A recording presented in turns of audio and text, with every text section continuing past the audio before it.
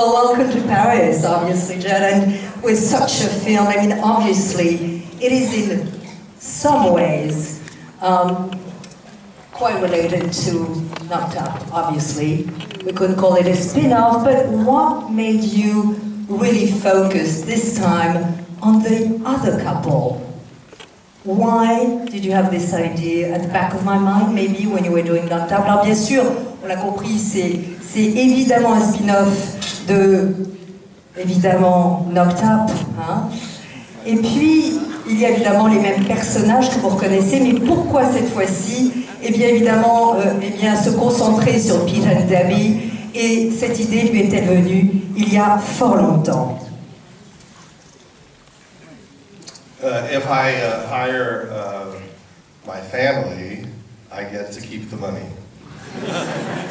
Voilà, donc évidemment, déjà, s'il engage sa propre famille, il y a plus d'argent en banque. How many people here don't speak English? Alors voilà, est-ce qu'il y en a parmi vous qui ne parlent pas anglais et donc qui auraient besoin de traduction? You all speak English? Really? You're fired. This is so cool. I'm fired. All right. Will you still allow me to ask you questions? Impressive. I know. People are lying. Some people here don't even understand that question. Bon, alors la vérité, je traduis un peu ou pas du tout? Really? There's not one scared person here who they don't understand what I'm saying? Ah, si, il faut quand même que je traduise, ok. You found one guy? Yeah. Oh, fuck that guy. All right, fuck him too. I'm ready. All right. Well, we won't translate, but every once in a while we'll give him something. All right. And then I'll send him a DVD. And then the night will be better because you won't have to talk for 25 minutes between every question. Oh, that's a relief. Of course, they didn't get anything, did they? Vous avez tout compris? Parfait. On continue. So, why a spin-off? This is going to be so much better than the Les Miserables screening, isn't it? This is going to be much better than the Hugh Jackman discussion. Yes. Because the whole place will only speak French, and then he'll talk for a really long time. You'll talk for a really long time, and then it'll just be over. No. Can we start? Okay, so... Okay, let's go. Let's start. So, well, you know, I wanted to talk about what life felt like now, and it feels like that. You know, you get to be a certain age, and you start thinking, this is my life, this is my family, and my job, and my kids, and this is what it became. How do I feel about it? How can I make it work better? And then usually when you try to make something like work better, it all falls apart. And so it's about the commitment and love and what it takes to get it back together after getting in big fights. And I'm very proud of it. I was scared to make it because if it was bad, my whole family would look very foolish. And I'd embarrass them all over the world. So thank God it came out, you know, pretty good. So I don't feel like I've ruined Maud and Iris's lives. Because that would be bad. For instance, today, I don't know if this is exciting to you, Harry Styles tweeted at me and my daughter. The guy from One Direction. You don't care at all, do you? But I care, and he doesn't, you know, he told me I was beautiful. Or would you believe him? And I believe him. This is naivety for you. This is 45. Yeah, I'm 45. Yeah, you are. I'm 45. Shall I translate any of what you said? What's that? Should I translate any of what you said? No? Still no? All right. It seems pretty good. There's no All angry right. person saying, I don't understand the word you're saying, except that Here. guy. Okay, I'll take notes So for bad. you, I promise you. Get out. Yes. Yeah, well, you just say you were afraid of embarrassing your family and making them sound totally stupid or That's foolish. right. I mean, are you telling me that all that is on screen, none of this was ever embarrassing to Leslie Mann or your kids? That they even pushed the envelope further? Well, everything, hey look, it's my leg. My sock is too Beautiful low leg. to put my foot up like that. Hugh Jackman wouldn't make that kind of mistake. What's with him and you, Jackman? I Are don't you know. jealous? He has such big muscles, doesn't he? And his head isn't big enough for the amount of muscles he has. Oh well. Like at some point, it's about proportion. And you can't, like you have to say, I can get muscles medium-sized because I have a medium-sized head. You can't have a medium-sized head and gigantic muscles. Oh, it's a fireworks. See, she doesn't speak English. They don't speak English. Alors, est-ce que oui ou non, vous voulez que je traduise? Oui! Oui! Ah, bah, attendez. Okay, they want me to translate. That's They it. do want you to translate. They do. I'm afraid they do. See, now we're, okay, raise Alors, your hand. Raise your je vais hand. juste donc résumer. That's so much pressure. I know. Je vais donc juste résumer la réponse évidemment de Jad. Voilà. D'abord, il a évidemment fait tourner sa famille parce que comme ça. I think you've made a mistake, which is we've already lost everybody who doesn't speak English, and now we're only going to speak All French for right. people who speak English. I give up. We'll do it in I'll the. send prizes to everybody else. All right. Okay? What do you want? What would the prize be? Hugh Jackman? Hugh Jackman? Okay, I'll get Okay, Hugh our new Jackman. hero of the day. By the way, I mean, you never embarrassed Leslie or kids by any of the scenes you filmed or any of the dialogue you Well, wrote? Leslie requested to be topless. I wrote the scene and Leslie said, I think this would be much better if my boobs were out. Alors voilà, vous l'avez compris, c'est Leslie qui a insisté pour, dans la fameuse scène de dispute, d'être seins nus. Parce qu'elle s'est dit, voilà, ça sera beaucoup mieux comme ça si on les voit. She She just acted out boobs out. She did the whole thing. Yeah, right. Okay, I'll stop definitely translating. So most of what's embarrassing they want to do, they suggest it. And my kids didn't realize what was happening on the other side of the door. So that wasn't too embarrassing. I mean, what is embarrassing? Having sex with Paul Rudd? That's fun. That's not embarrassing. And then what else? What else is embarrassing? You keep asking that. Showing All these hemorrhoids embarrassing or talking about hemorrhoids Is that or... embarrassing? A hemorrhoid at this point? No. No, you always show your ass to your beloved one just to make sure that you don't have hemorrhoids. Yes? Okay, I just want to make clear these were your fan bases. A hemorrhoid is just a zit inside your butt. That's all it is. It's nothing to be embarrassed about. I don't think anything's that embarrassing in the movie, really. It's Not like a really. normal day at the house. Is it not? If you say so, I've never been to your house. In a normal day, you have someone look at your butt, you get a blowjob, you have sex with Paul Rudd in the shower, you come out with your boobs out and Paul Rudd rejects you for sex. What else is bad? Nothing. You Pot convinced me. cookies. Yeah. You convinced me. I think it's pretty soft. I actually wish it was dirtier. Actually, I mean, you're making obviously jokes as we're talking, but you said earlier also that writing this movie proved pretty tough and emotional to you, more than you suspected almost. Well, it's it's very personal. Even though what happened in it isn't necessarily true, it is how I feel about a lot of things and the anxieties I have about everything, really. So there's metaphors. He's in the music business, and he worries that he's losing his taste in music, which is a little bit of a metaphor for wondering if he'll still be funny in a few years. Because you see comedies made by certain people, and then they make other movies a couple of years later, and they're not funny. And you think, what the hell happened to that guy? How come he doesn't know? He made the other one. He made the other He one. should always know. So what if I don't know, and I make a terrible movie, and I think it's funny, but it isn't? That's enough to scare you. This is very scary This indeed. is the comedian's nightmare. And so there's a lot of things that are based on real. But I mean, real I feelings. understand that on this film, you had a very interesting writing process. First of all, lots of post-it notes.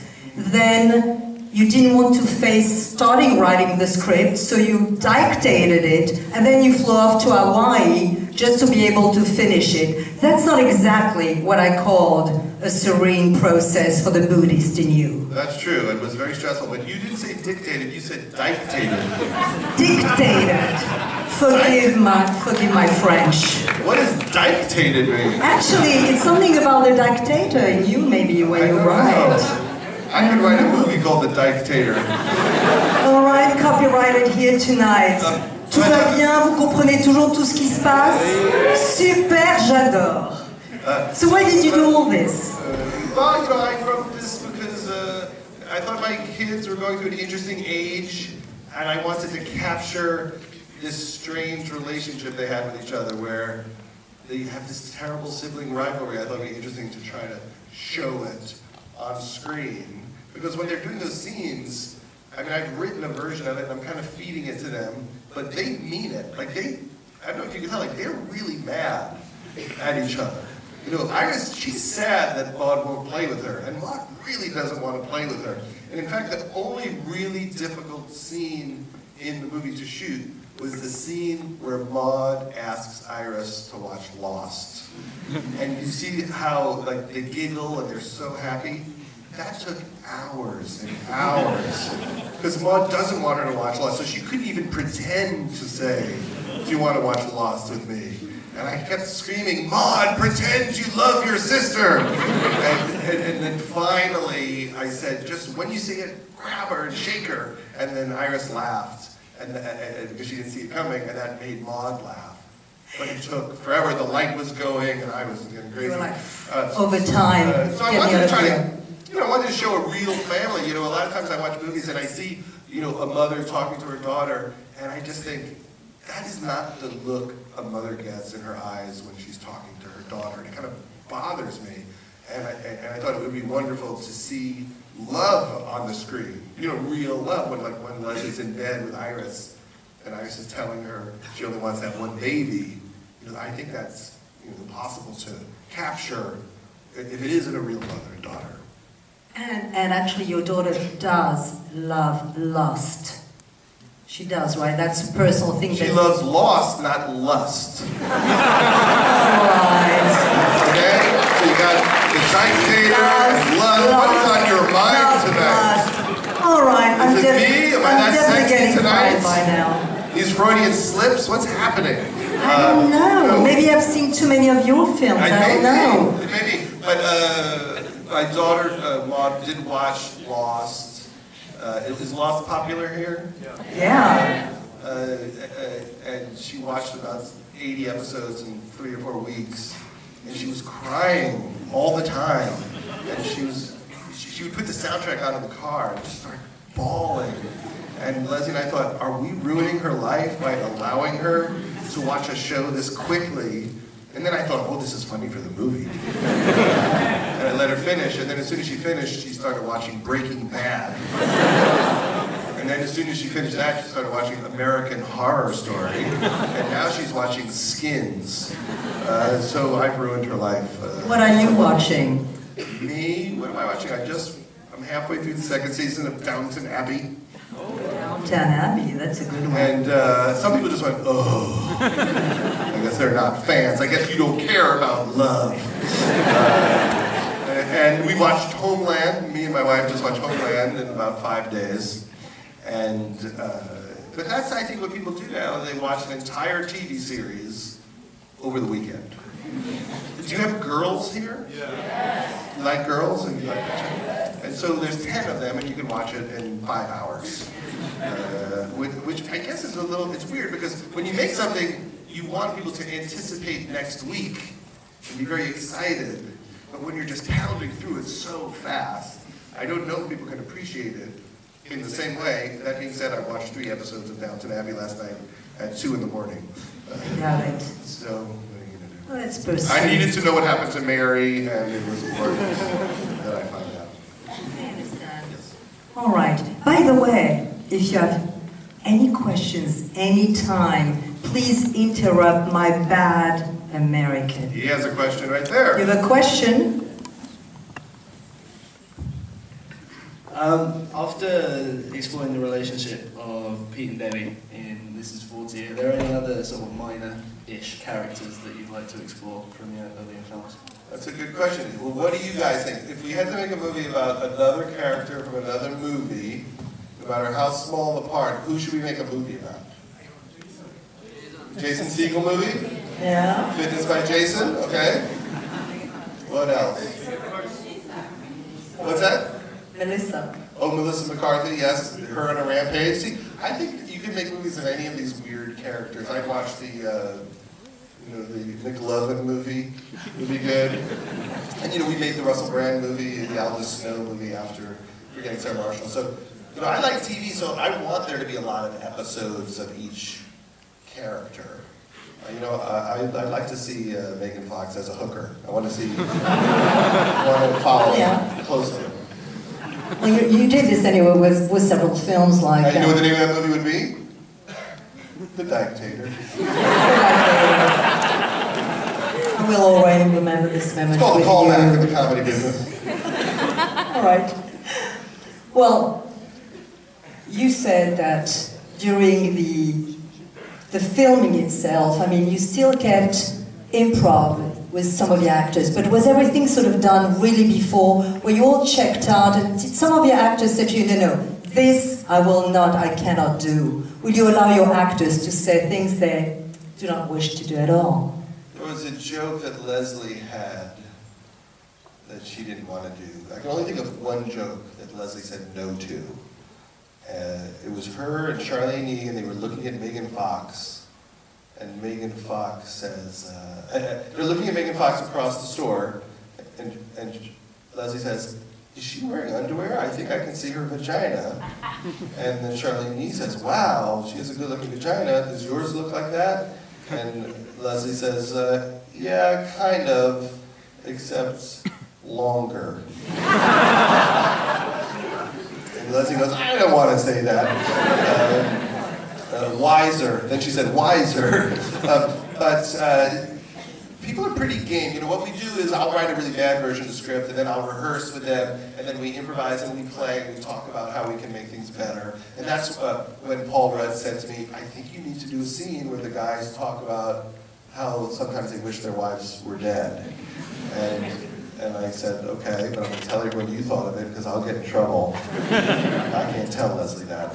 And so a lot happens in these rehearsals, and then I rewrite the whole script based on what happened, and then we do it again, and then I rewrite it, and then we do a table read. And by the time we get to the set, we have so many extra jokes and extra thoughts that on the day, if the scene's supposed to be 2 minutes, I might shoot an 8 or 9 minute version of it, and then I decide in editing what I like. So I wanted everyone to see the Melissa McCarthy thing. A lot of those jokes were things we'd written in rehearsals, or we were feeding her. I cut out all the moments where you could hear me screaming. But there was just 10 minutes of insults to choose from. And then I do want it to feel real, so even though I have some great jokes, sometimes you remove good jokes because you can tell it's taking you out of the world of the movie just to get to a funny joke. Well, I mean, the English titles, the American titles say, well, this is 40, which is much more, in a way, an existential phase than an age. I mean, do you remember when you turned 40? Was it like a turning point, an angst-ridden time? Or were there other times where you feel really stuck? I turned 40, and I what are we going to do for my 40th birthday? And she said, I'm working that day, why don't you visit the set? And I went to the set, and she was shooting a movie called 17 Again, with Zac Efron. And I walk into the house, and they're rehearsing the scene, and literally Zac Efron is dancing with my wife erotically, with lust. And I had to sit and watch Zac Efron hold my wife all night long with his six-pack abs, and it was very painful, and that's what happened. I love that idea. Any question from you guys? Yeah? Anne Hathaway was great to work with. She did it in one take. It was incredible. It was the 47th take of the day. She nailed it. Désolé, je vais la faire en français. On a pu voir dans votre travail de producteur. Now I feel bad. He didn't get a word. He didn't get a word. On a pu voir dans votre travail de producteur que vous avez largement contribué à des projets comme Bridesmaids ou Girls, des projets qui mettent en scène des personnages féminins et qui sont portés par des femmes. Je me demandais si vous aviez eu aussi envie, en tant que scénariste et réalisateur, de mettre plus en avant des personnages féminins, à l'inverse de précédents films qui s'ancraient beaucoup plus dans un univers masculin. Well, as a producer and as a director, you've pushed in a way the complexity of your female characters more and more, but apparently not yet enough for this gentleman. Oh, okay. Will you, in your next films, explore the woman's psyche more and more and really create more complex, more interesting female characters, as you've explored men before? No. Translate that. With my French accent? Yes. No. Well, we're doing some interesting work on girls, and I enjoyed Bridesmaids. And there's a lot of amazing female comedians. I'd love to work with Amy Poehler one day, and Tina Fey, and a lot of other people. So slowly we'll work with all sorts of. But actually, I sort of disagree with you, because I found that Leslie in this film has a pretty strong part. I think she sort of balances out what Paul does, really. Well, it is a complex view of a certain type of person. It's not meant to be like every person. It's definitely a stressed out, controlling person who wants their family to work really well, because when she was a kid, her family didn't work well. And sometimes when you hold things too tightly, it explodes. And so that's a little bit of the dance of being a parent. You could drive everyone crazy with your attempts to make their lives work well. Question. Oui? Hello. So the movie we just saw was kind of filled with Easter eggs, and it makes the whole movie fit in the whole universe you've been building since Freaks and Geeks, which kind of makes you like a grand architect, like for the Marvel universe. Like you have a certain. You say the Marvel universe? Yeah, you We have. all speak weirdly in French. I like that. I'm the Stan Lee of dick jokes. In a sense, but also your previous movie was standing on its own much more than this one, and was kind of grimmer also in a way. Is it something that you think you will follow throughout your career, building bridges between all your movies, or not necessarily? Well, I think there's a bridge between every movie, because it's how I feel about something, and whether I like it or not, there's that connection. And there's certain ideas that I don't even notice that I'm planting everywhere, and only after I've made a few movies do people point out certain things to me. Yeah, I think it's also like what mood you're in when you make a movie. When I made Funny People, there were several people in my family who got very sick, and some people who died, and I had to experience over many years people being gravely ill and talking to people who knew they were going to die. And so it's hard to escape that in your creative life. Even if you're writing comedy, you think, well, even for my own sanity, I have to explore my feelings about it. And then when that ends, you enter a different period, and you're in your 40s, and you start thinking, well, this is interesting, this is my life, and I'd like to try to explore what's happening now. And so even for the next movie, I'm not sure what the next movie will be, but it will definitely be based on how things are going. And I wrote a movie to make after this, but the actor wasn't available. It was a really big, stupid, silly movie, because I thought that would be a fun follow-up to something more realistic, but it fell through. So now I don't know what's going to happen. Well, aren't you writing a play for Broadway, which is totally different from your films? Talking about victims of justice and all that. What does it say about your turn of mind at 45? Well, I have a play idea. I don't know if I'm good enough to write it. I came up with a great idea, but it involves writing in the voices of a lot of people that are not like me at all. So I'm a little scared to write it. But hopefully You scared of writing anything? I don't buy it. No, it is, because I'm very comfortable writing about how I talk and how my friends talk. But that's why I don't, write anything that's like The Hobbit or something. I don't have a big imagination, but I can capture what's happening around me. And we'll see what happens. Question. Le micro? Oui? Alors là-bas, il y a un micro. You can yell it. I just want to say, I'm so mad with you because you spoiled for me the end of Lost. I didn't see it. That's not the end of Lost. Lost, though. The end of Lost is so much more complicated than that. That is yet one dimension of 57 complex dimensions to the end of Lost. So you can watch it anyway, and it actually doesn't affect it. In fact, when I wrote the movie, I gave it to J.J. Abrams, the director of Star Wars. The next one, yes. And I said, you know, what do you think? And he loved it. And then I said, I would like you to see the movie, how I used the footage. And JJ approved every image in the movie. And I've called him 3 or 4 times since the movie came out. And I said, JJ, did I ruin the end of Lost? And he went, no, of course you didn't. And he doesn't seem to care at all. He doesn't seem to care at all specifically about you and your feelings. So I think I'm in the clear, but I do get tweets like that all the time. I was on the 3rd season of Lost. What, did you not read a paper for the last half a decade? I mean, I'm not there. You know how The Sopranos ended? They're in a diner. And it cuts the ball. Question, oui. Okay, so if you were to write an episode for any show on TV right now, who would you want to guest write for?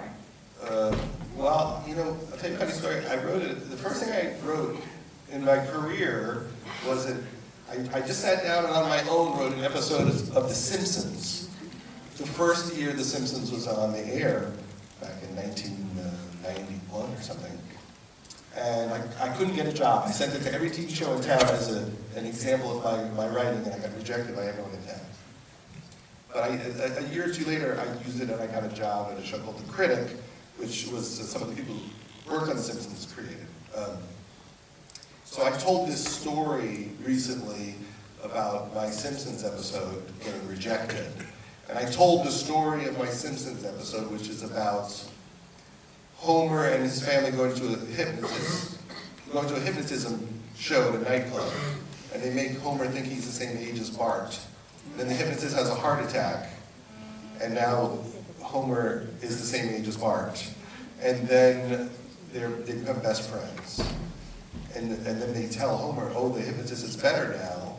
You have to go to him and he'll make you your real age. And Homer doesn't want to be an adult. He doesn't want responsibility. So Bart and him run away.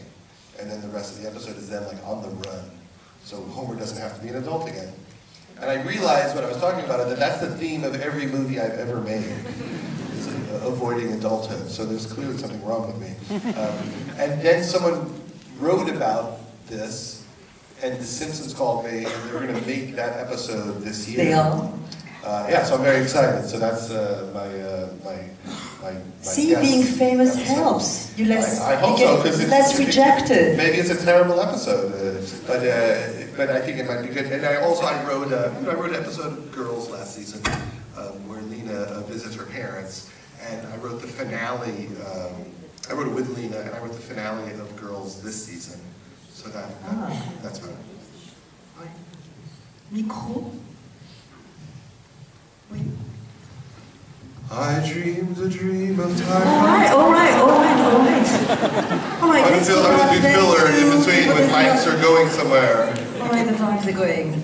Can we talk about some influences? Yes. Yes, good. Yes. Funny people, of course, you mentioned Casavetes.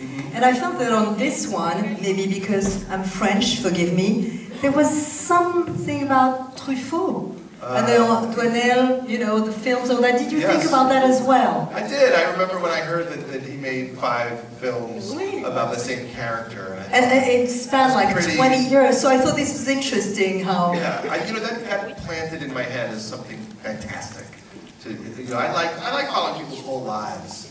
So when I heard that, I went out and bought the films, and I didn't think about him when I made the movie. I didn't even make the connection that that's one of the inspirations for following the same characters. But I have to say, I can't imagine that when Maud's in college, I won't want to do it again. I'm sure you will. I could do it without, Paul and Leslie, and just show Maud in college, and then do Iris. Would they agree, you think?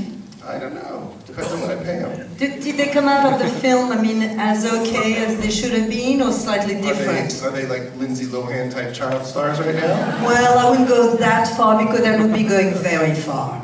Well, they don't care about me or my work or my movies. They have very little respect for me, interest in me. So we'll make the movie, and there's like a little moment where it's exciting, and then they just go back to their lives. My daughter Iris hasn't seen almost anything I've done due to a complete lack of interest. And then Maud would always ask to see things, and then when I would say, hey, do you want to see Step Brothers? Why don't you watch Step Brothers?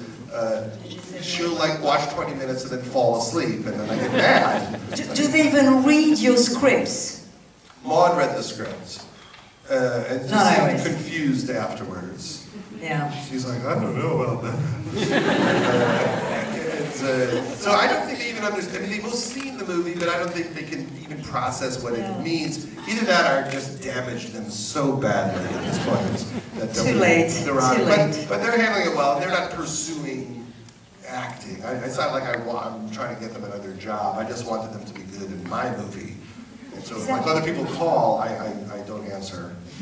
Someone who wants to give them a job, I won't let them. Yeah, exactly. Any other influences on this particular film? On this particular I mean, I said Truffaut, but maybe you spotted other influences, I don't know. Parenthood, I like the Ron Howard movie Parenthood, and I definitely like a lot of Hal Ashby movies, like The Last Detail with Jack Nicholson. It's a great movie if you haven't seen it, and I like movies that feel real, like Coming Home.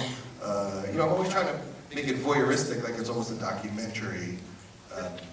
And then it's always James Brooks and Cameron Crowe and Barry Levinson. Brooks, who happened to have joined your family. I mean, he usually is none of your films. Suddenly That's Albert Brooks. Albert Brooks, of course. Why did you pick him up? I mean, why was he so right for this part? I knew it was a little bit of a depressing idea, a dad who has kids, he can't pay for them. So I thought I needed someone who was funny and to have a spark, even though he was playing kind of a depressed guy. But the truth is, Albert Brooks can be way funnier than that if he wants to. But I also thought, I don't think this character is insanely funny because he's in a terrible situation. And I think he did a beautiful job, making that character real. I understand that he even sent you notes, emails with jokes for the next day's scenes. Is that correct? Oh, he would send me every night. He would send me an email with like ideas for lines and things. Were they better than your jokes? Always. Good. I just wanted to make sure. Wait, the lights go down. You know what that means? No. One more question. Stars, there in the moonlight, a fugitive running, alone in the dark, alone in the dark. God be my witness, I never shall yield, till we come face to face, till we come face to face. He knows his way in the dark, mine is the ways of the Lord. And those who fight the fight of the righteous shall have their reward. And if he falls as Lucifer fell, the flame, the sword. Oh, I can dream. Everywhere I go, I sing a song from Les Mis. One day I'll get my turn as Javert. Well, this was your night, I'm afraid, and that's it. If I was in Les Mis as Javert, you would like it, right? Right. It would have been interesting. Yes. My head would have been in better proportion than Hugh Jackman. That's all I want to say. Was that the signal that we're done? Or that was just... No, there's the mic. One last question. How did this go? Did this go well? Did you have long nights because you had to Vous êtes get here? content? Ça se passe bien pour vous? You have to Oui. wait in line. John est un peu inquiet, donc il veut être sûr que vous passez une bonne soirée. Oui? Bon. Encore question. Dernière question. Yes. After that, I think my question will seem very boring, but... You were going to ask me if I would sing Javert Suicide? Who was that man? Oh, sorry. You can do that. I really like your movies, but I tend to think your main characters seem to be a little less funnier for me, at least, than your side characters, which Yes. are a bit more crazier. That is true. That's what I love. And I wonder if you wanted to make a movie about really someone who's crazy, like the one who steals from the shop and has an addiction. I Yes. would love to see her in a movie, and we talked about that, but I don't know if there's a reason why you don't make movies about totally crazy. Well, I tend to, I like having funny people around more serious people to give it some balance. I have written movies where the lead person is a little crazier. I was one of the writers on You Don't Mess With the Zohan. Where it doesn't walk hard and things like that. So I do like hard comedy where the lead person is super crazy, and I didn't just write a movie like that. I couldn't get it made at this time. So maybe one day I will do the Charlene Yi as a pill addict movie for your enjoyment. Well, now you've got your answer. That would be a movie. Well, thank you very much, William. With just one quote from your interview. This is a man who said, America fears the penis, so I'm going to include one in every movie of mine. And I didn't in this one. That's I'm right. sorry. Can we hope for This Is 50 Yes. for a future of happy penises? Can you swear on that?